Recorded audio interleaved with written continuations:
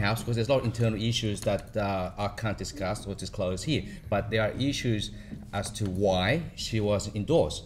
You would understand. I think so we it's would all have about treated people differently on our side. factions and all that. You would understand all that. So to come back to the issues about the female, can I just say that the Liberal Party has a very generous paid maternity leave scheme where they encourage females to actually take some time off, say 6 months, to spend quality time with their kids before they go back to work. But at $22 billion a year, let's side of that. Yeah. We're making cuts everywhere else, but this is $22 billion. That's how we feel. That's how we feel how important the females are. That's why we're willing to jeopardize and put a lump sum there to support the females. Also, can you also address the point that Andrew raised, the treatment of candidates of, I guess, the migrant background? I think he refers specifically to Andrew Nguyen. And there was also a guy in Greenway, I can't remember his name was. Greenway. I think James Diaz. Yes. Well, that is an internal.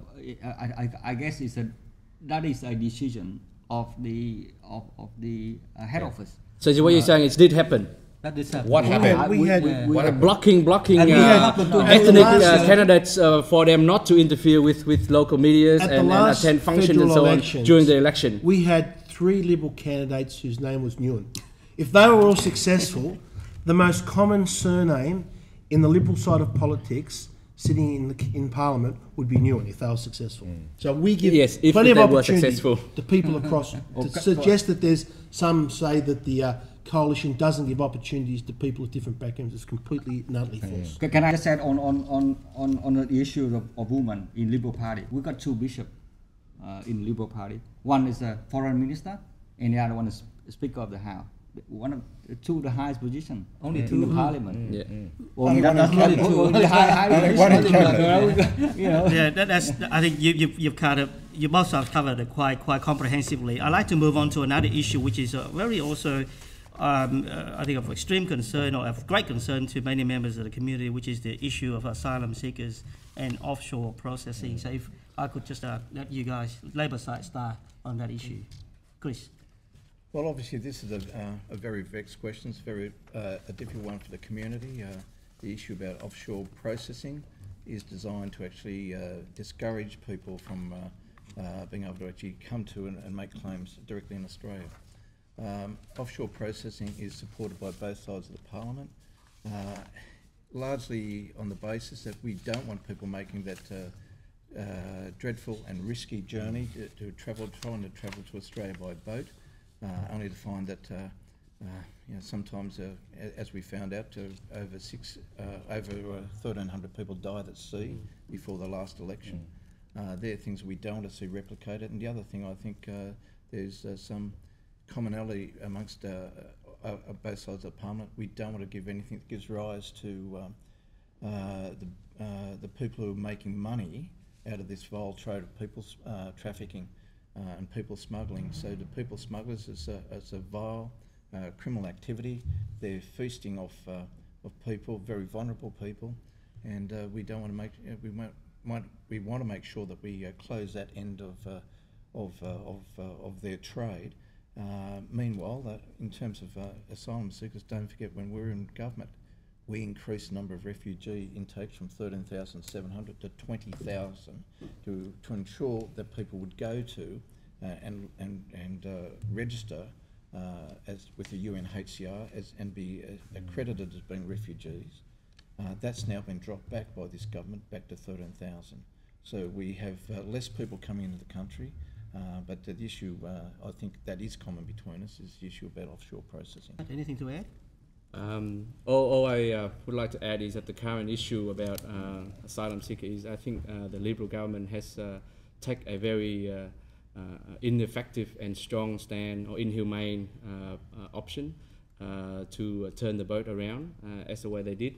And all I would like to refer to is the High Court last week rejected the action that the current government are doing, turning the Tamil people back to Sri Lanka without giving them any opportunity to proper processing. Reply. Look, as a country, we need to protect our borders, and the country do need to decide whoever we want to take onto this country. So we have to stop the boat.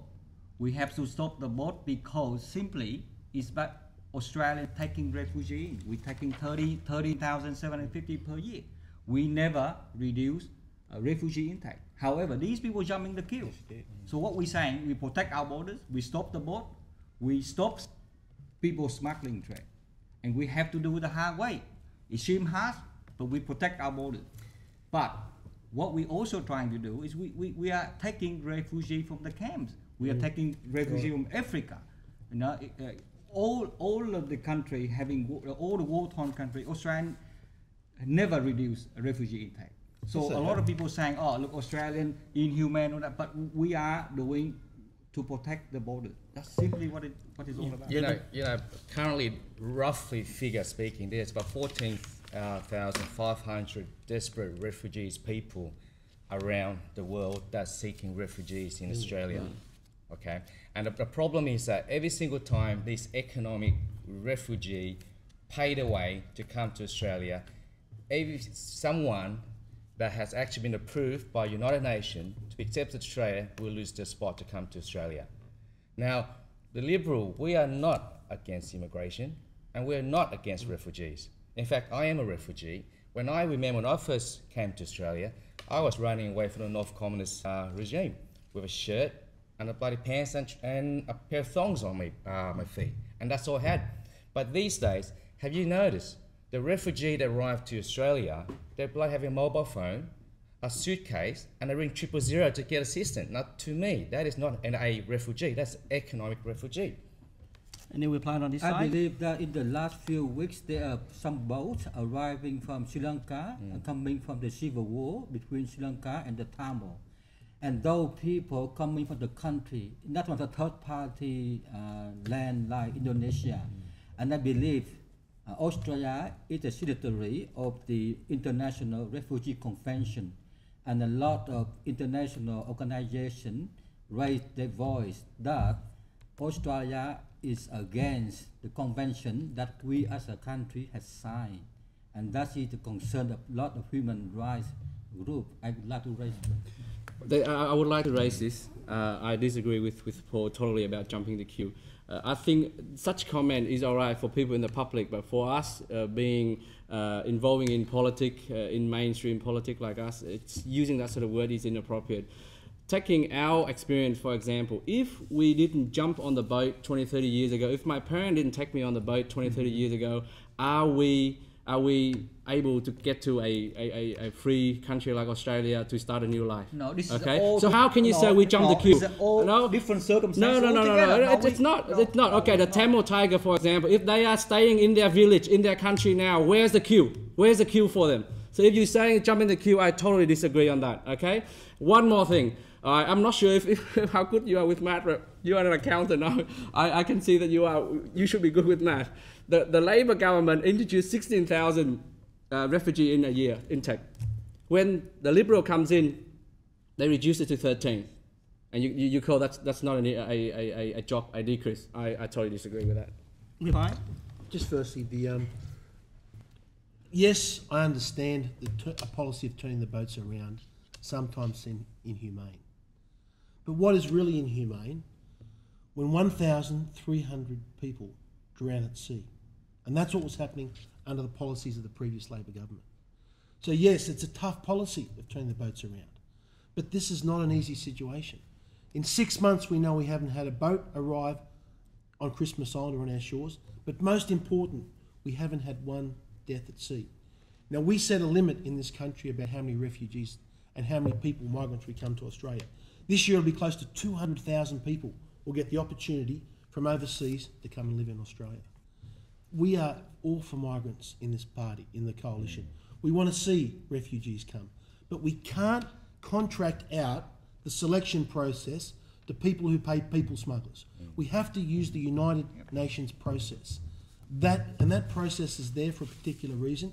If we go soft, if we go back and we think, you take one boat in and you throw, this leads to the disaster that saw 13,000 deaths at sea. This is something that's a hard stand, and the coalition continues to take it because we need to keep our borders under control. We need to keep confidence in our immigration policy in this country. to keep the harmony in our society that we've seen for many years. And we want to see that those numbers of refugees continue to come into Australia, but through the approved processes, through the United Nations processes, not through being selected or paying 10 grand to a people smuggler. What happens under the Rudd government? When he came into the power, he stopped the offshore processing center. So what happened then is every single day we had 2 boat arrive. 2 boat arrive every single day. So what's going to happen in 6 months, 1 year, few years down the track? What happened? We can't protect our borders. We cannot have people just coming into the country and knowing that there are people smugglers are there. People pay thousands of dollars to come to the country. Well, that's what I mean by jumping the queue. That's what happened. Can I just make 2 points? Reply, yes. Just 2 points. This is a very, very vexed issue. It's a very emotive issue for everyone involved on both sides of the Parliament. I think the view is that we do need to do what's necessary to stop people dying at sea, and we try to do our best for looking after genuine refugees. But the fact remains that under Labor's position, which was 20,000 refugees per year, that's now been dropped back. It has dropped back to 13,000. So that's just a fact. The other thing, the big change, and Craig made the point about being pro-migrant, and we're a migrant-based nation, but for an electorate like mine, and which is not a rich electorate, for this government to under a very deft hand to cut all contributive visas. So for visas to get people to come in as carers, or visas to get people to come in as sole remaining relatives, or parents, to get your parents to this country, it won't be just waiting 6 to 8 years to get people here any longer. What this will mean that you will have to pay as a contributive visa, and as I understand it, will be up to anything up to about 125,000. That will put it beyond the reach of just about everyone in my electorate.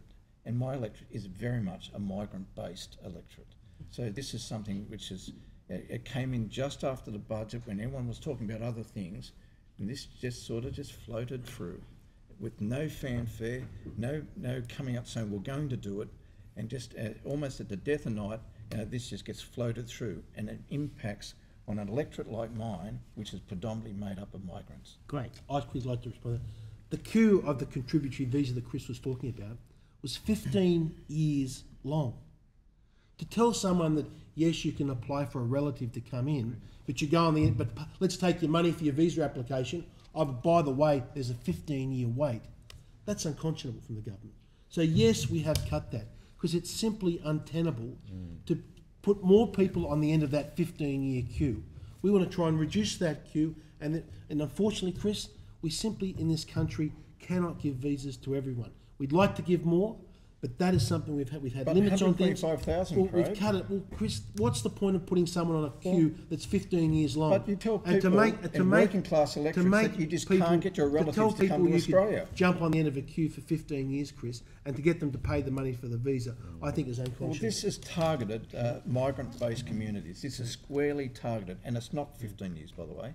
It's anything between 8 and 10. Oh, and people in working class areas, the ones I represent, sometimes that's the only option because they don't have a spare $125,000 to hand over to a government.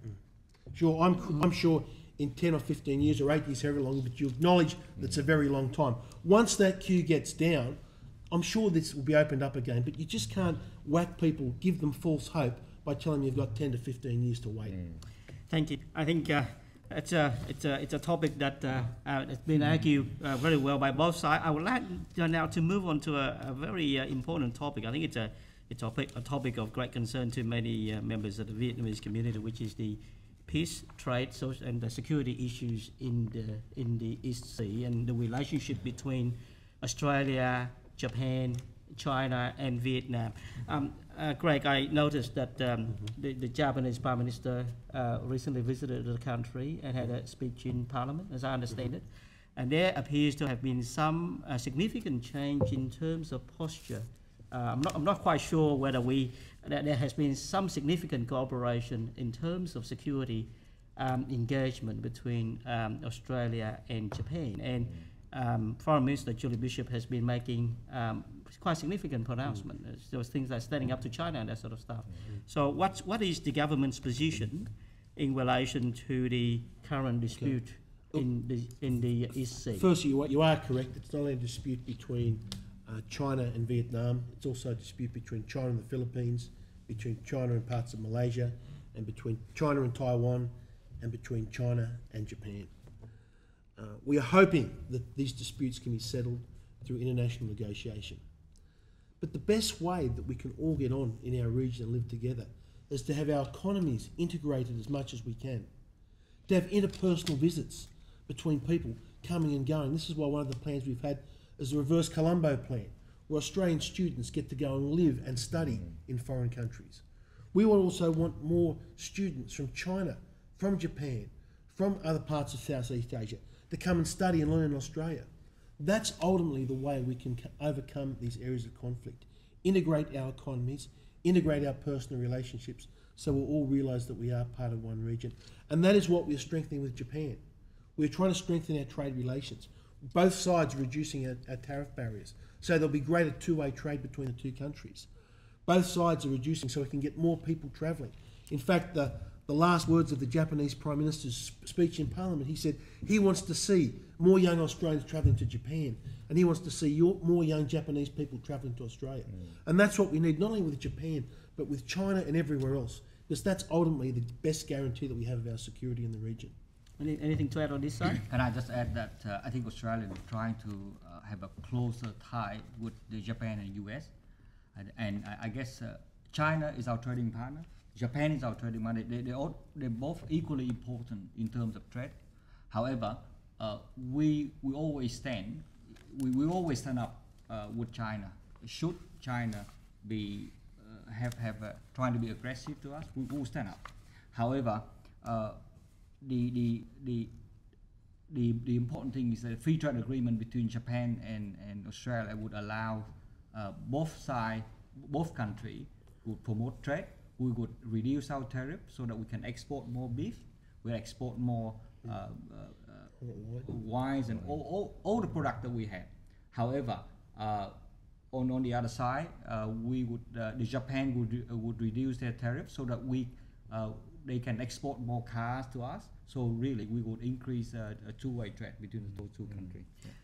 Chris, I noticed that the Xinhua, I think the news agency, which is the mouthpiece of the Chinese Communist Party, has made some negative comments about Prime Minister Abbot's comment with respect to the Japanese soldiers during World War II. I also noticed that I think your deputy leader, Tanya Plibersek, has raised a concern that has been a bipartisan position for Australia when it comes to a relationship with China, but we're not sure whether that is going to be the case. So what's your position there? Well, look, I'm aware of the overseas report from the Chinese media agency, but I'm also aware of what the RSL had to say only today, and sometimes you can't just gloss over what was in our recent history. And one of the big issues about China, I think, is the Prime Minister Abe's visit to the Ashihai Shrine and rekindling some of those issues, particularly, I know it's not only the Chinese are upset by that, but also the Koreans and probably anyone else who was engaged in the Second World War. But just the other aspect about the South China Sea, or as the Vietnamese refer to as the East Sea, and which is essentially about the Spratly and Paracel Islands. Regrettably, things are certainly hotting up there with China moving to have some physical dominance in the area by putting oil rigs there and protecting them by frigates. To date, there's only one country that's actually taken some step to appeal, legally appeal against China's actions in that regard, and it's not Vietnam. It is the Philippines who have already lodged their application in the Permanent Court of Arbitration. So they, and we would encourage all countries, and there's 6 of them, who are laying some claim to that South China Sea, to actually do the same. And regrettably, in Vietnam, it's not the Vietnamese government standing up and asserting their sovereignty in respect to the Spratly and Paracel Islands. It's some very, very young, but very courageous individuals, such as Nguyen Phong Nguyen and Nguyen Ka. Young people, 23, 26-year-old, who gets arrested for protesting about this and gets sentenced to 6 and 8 years jails respectively. I've got to say, I still stand in awe about these young patriots who are prepared to stand up because they believe, passionately believe in the future of Vietnam. And I think that's pretty significant. Yes, I noticed though, I think today or earlier or yesterday, the United States Senate have passed a resolution calling for China to remove the oil rig from that particular region. I'm just wondering, Greg, whether that move by the United States Senate will have any influence or impact on the thinking of the Australian government. Look, we'd hope that China would take heed of international opinion. China can't be isolationist about this. It's a dispute that involves many nations around our region. And the best way, as I said, the best way forward to peace has to be through negotiation. Each nation has to give a little bit. There has to be negotiations between the parties. And we in Australia, we also have an obligation. Sometimes we have to be firm on these issues. And I believe in this issue we should stand firm with our partners in the USA. Can I say something, please? Yes. On this issue, I agree that on international issues like this, it need to be negotiated by the countries. But given the current condition in Vietnam or the current political system in Vietnam, I don't think the Vietnamese Communist government have the strength and the power or the people's interest to negotiate with the Chinese Communist government. So I think as a role of international, the international community, country like Australia and the US need to see that and need to influence or negotiate in a way or put pressure on China in a way where the outcome is better and for Vietnam and for the people of Vietnam. Yeah. Can I say something there? This particular issues with China is a very sensitive issue that's affecting our Vietnamese community, not just in Australia but worldwide.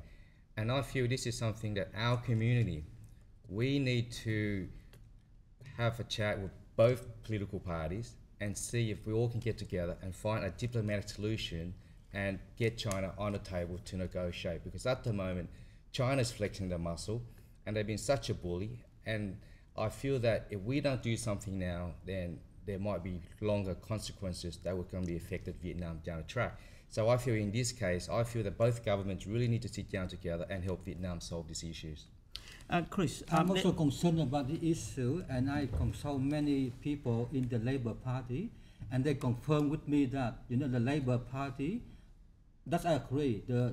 Australian shouldn't take side in the dispute in the South China Sea, but Australia would like to see every party to the negotiation should negotiate peacefully all together, and shouldn't any side of that shouldn't take unilateral action regarding in the taking action in that area. But I also, focus and stress to the Labour leaders that based on the past, we will look back at the history. China was colonized by the Western country for 100 years, and even the Japanese colonized China for about 10 years, and in the Peking even about 300 Chinese people get killed because of the Japanese. And Chinese people, the psychology of Chinese people, it seems to me that they want to retaliate.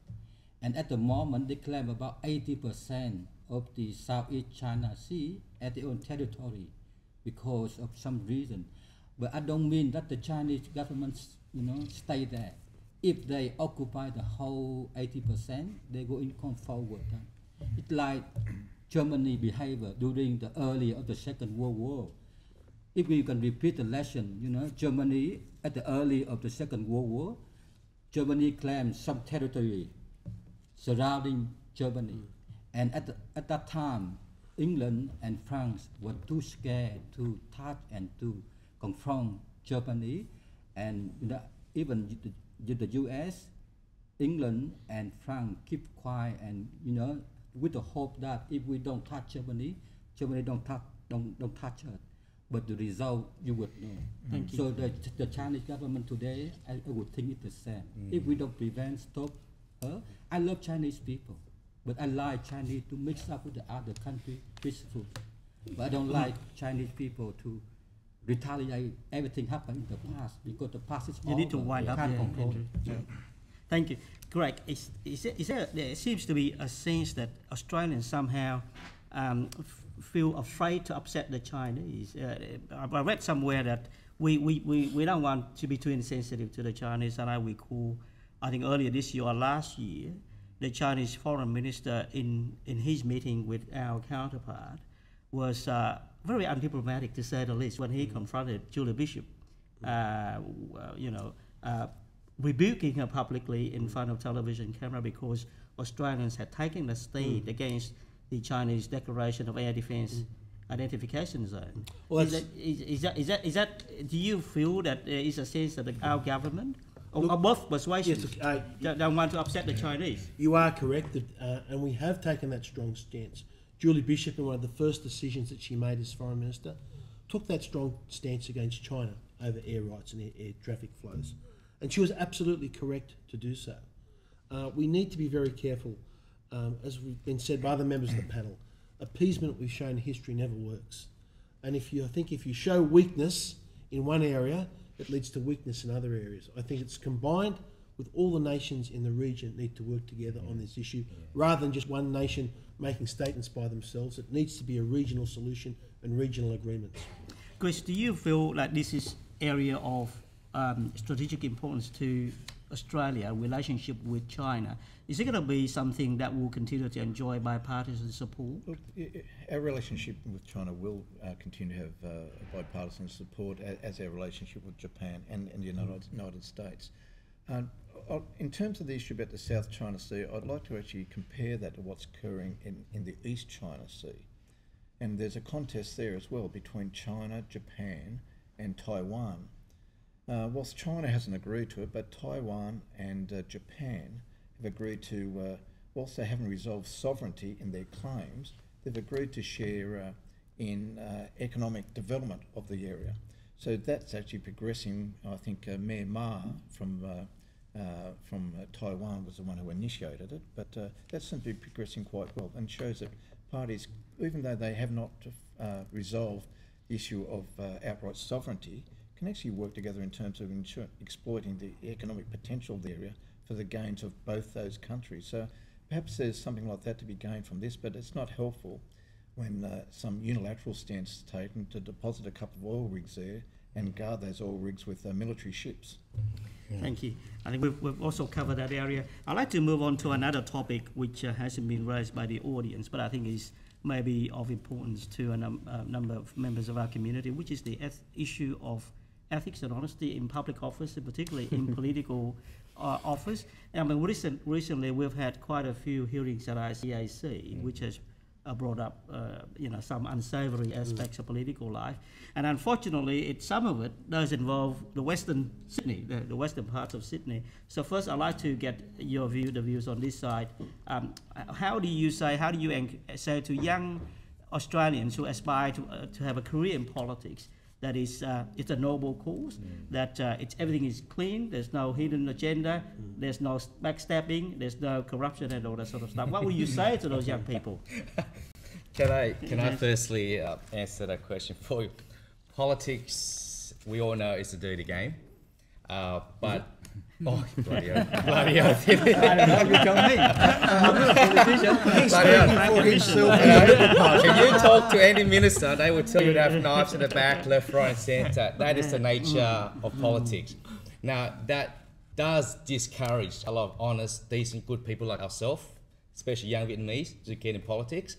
But at the end of the day, I think if a person has the right, genuine skill set, has a heart to actually put hands up to go into public life, to serve their community, to look after the community, then that is what matters most.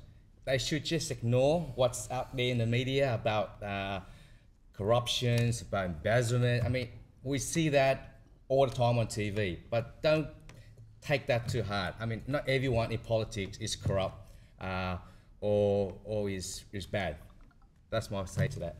Well, can I just say that, look, it's very, both sides politics. It involves ICAC in recent days. It's very sad to see that, you know, a number of ministers or government ministers or a premier have to resign over the incident.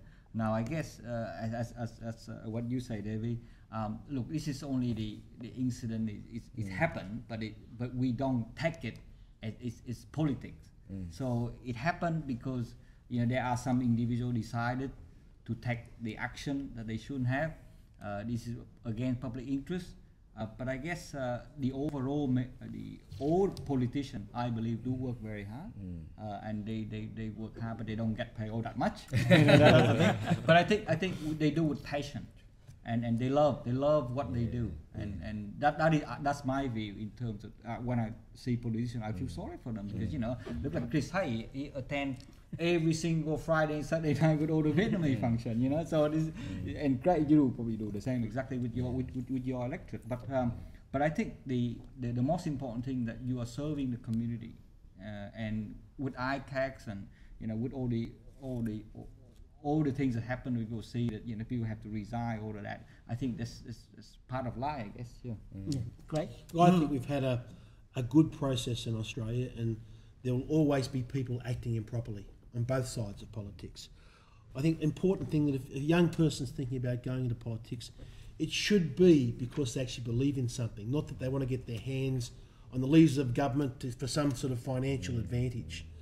And we've seen how strict our process is here in New South Wales, with the Premier resigning over a bottle of wine that he mistakenly failed to declare. I think that shows the process is working, that it weeds out the bad apples and lets everyone else get on with doing what's the best for the country. This side? I'll say a few word first. Look, the way I see it is politics is not dirty, but the people, or there are some people in politics are dirty. So, I agree with you. You need to be transparent. It's not just that, but then, you know, people, they are good and bad. So unfortunately, there are some, and being involved in politics, it's a public life, and you know, any movement within politicians, it happened to be captured on the mainstream media, and that's part of life. But you know, if anyone out there who would like a career in politics or would like to take part in politics, I recommended that they should take part, because, as I always said, it's great in this country. There is a great system. We can vote, but vote it doesn't stop there. Be involved, be a policy maker, and be an influential in government and the opposition and so on. For me, I would think that politics is the way you serve the community. For example, I started doing the treasurer for the Vietnamese community for 4 years, and at the time, the president asked me to do some service for the sporting activity for the Vietnamese community. And I go out to organize some soccer tournament, the tennis tournament for the Vietnamese community. And I think that at that time, we need leaders from the community to do something good for the community. We always have a lot of people in Kalamata, Bang South, but we lack of the people who go there and do in some community activity for the whole community. And I mean that every community will need leader. Every community will need a board member in order to regulate. Otherwise, the community go apart because then everyone have no chance to come together. So I think, you know, if it's young people, if you think that politics is somewhere you serve the community, you contribute, because when you come here, you earn a lot from the community. You got a free education. One way, when you finish university, you need to do something to serve back to the community. That's the way I think. Chris? Look, I'm pretty confident in my 9 years in politics that all the people I associate with on either side of the parliament are all there for the right reasons. They're there to represent their community. They're there to try and do something good for their community and make a difference. And it's just that we all don't think the same way. But I think the aims and the ambitions are just are still as honest.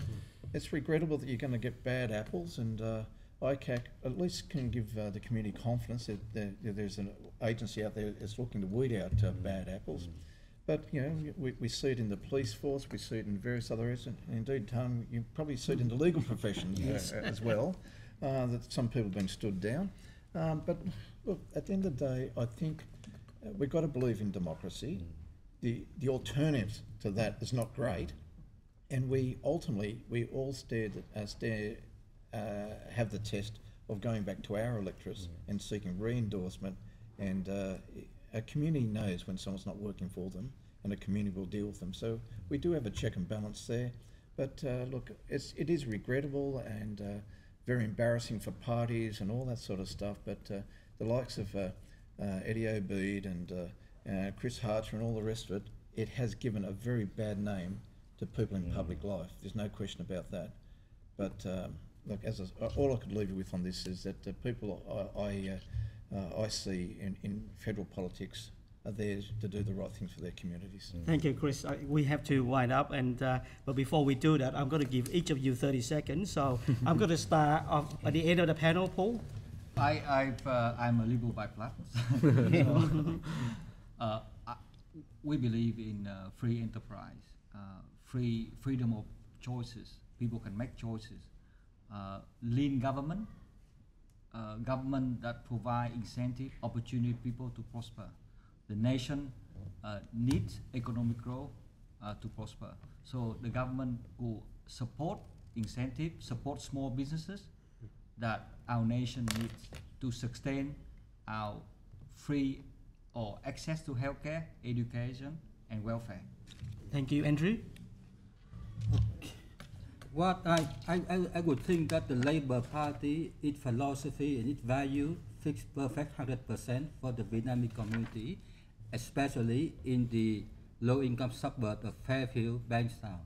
I would think that the government, the Labour Party, will give reform, will reapply the Gonski reforms, which encourage children from our community to participate more and have a better level of education in high school, in primary school, and a good basic step in doing university.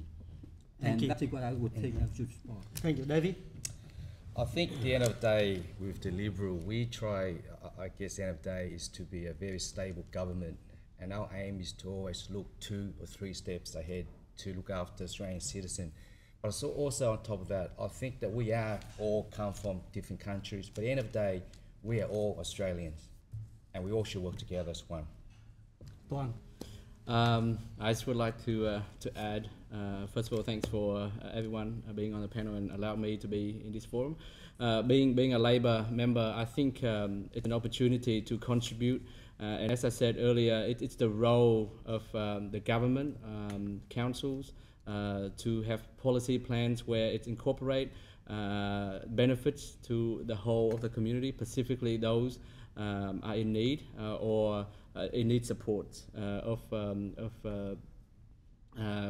the bodies like council or government to assist them to move forward. And I think Labour does have those values to assist those in the community as well as broadly to all Australians. Thank you. The best way that we can look after those less well off is having a strong economy. And the best way to have that strong economy is to provide economic growth and to give opportunity, especially to people in small business, because they've always been the backbone of this nation and the drivers of the economy. We also have to make sure that we are leaving this place. Every politician has a job to make sure that our children and our grandchildren inherit the country in a better shape than we inherited from our forefathers. But we cannot do that if we're going to burden them with debt. Already, if we keep spending money that we're not raising in taxes and going to deficit every year, we are simply stealing from our children. Already, we have to pay $1 billion every month in interest payments. And 70% of that money actually flows out of the country because we borrowed that money from overseas. The steps we are taking, yes, some of those steps are going to hurt and some of those seem harsh measures. But to do nothing, to just keep going down the path that we are, we will end up with a situation where the average family of 4 in 10 years will have a debt of $100,000 and the interest cost on that will be $5,000 a year. So every family of 4 will be $5,000 a year worse off. That's less money we have to spend for health, less money for education, less money for aged care, unless we try and get the budget back to try and get rid of the deficit, get the budget back into surplus and slowly pay that debt off. Thank you. Chris, last words. Thanks, Tony. I think what comes out of today's discussion is the difference between Liberal and Labor. Some said that what was the difference, or questioned the difference before last election. I think everyone on that side has talked about business. Everyone on this side has talked about people. We represent people, particularly the most vulnerable people in our community. We want to make sure that we give young people an opportunity to progress. We want to make sure that they have the ability to get to university and to maximise their potential and what they will contribute for our nation into the future, as well as being able to get to TAFE colleges, to be able to provide the skill base for building our economy for the future. But it also means that we've got to look after pensioners. We've got to look after families that are in need. You can't simply permanently discard those on the basis that we want to actually retire debt and we want to do something for business. We are a community. One of the things that really is, quite frankly, the very essence of us being Australians, whether it's Vietnamese Australians or whatever, we're Australians. It is that we look after one another, we protect one another, and we give each other opportunities for the future. On that note, I have to conclude, and please put your hands together for the panel members. Thank you very much. Our program has concluded, and thank you for watching, and we hope that we're going to get to see you again next time. Thank you. Well done.